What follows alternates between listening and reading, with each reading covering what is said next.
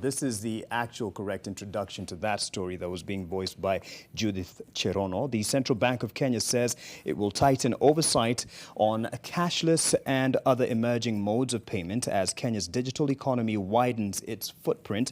This was made public during the launch of the National Payment Strategy for the period 2022 to 2025. Judith Cherono now reports.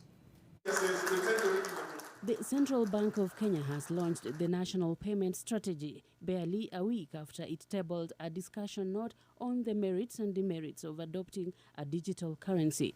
Both documents signal the intention by the Apex Bank to tighten its oversight on the deepening penetration of cashless payments amidst rising concern on threats such as money laundering and cybersecurity.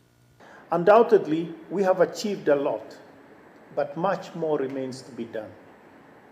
Whereas the COVID-19 pandemic on the one hand accelerated the pace of digitization, on the other, it has a scarring effect on lives and livelihoods globally. Nevertheless, broad access to secure and efficient payment systems will be imperative as we steer back to the path of shared prosperity for our citizens. According to the central bank, Kenyans make over 6.5 million transactions of about 126 billion shillings each day through various non-cash channels, mobile money, cards, electronic bank transfers, and checks.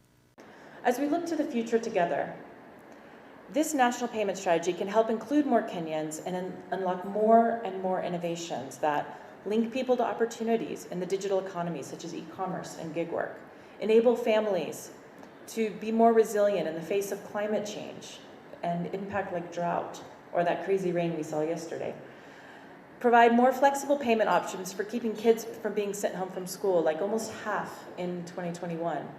And I think it's interesting to see in these two stories, the first. The National Treasury says it will prioritize policy frameworks which facilitate a robust infrastructure for digital payments in the country, even as the country looks to tap into digital payments to widen the reach of the tax net. In the Kenya Digital Economy Blueprint, in particular, the Digital Economy Blueprint does recognize that businesses have been improving their productivity, supported by both the adoption and adoption of new technologies through e-government and also financial services.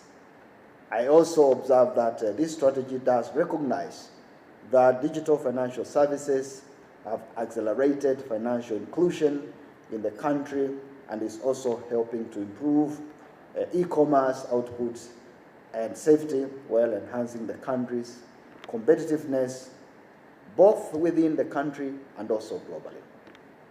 I therefore have no doubt that full implementation of this strategy will not only improve on our infrastructure, but also enhance services delivery to Kenyans. The National Payment Strategy 2022-2025 is anchored by 5 principles, which are trust, innovation, usefulness, choice, and security.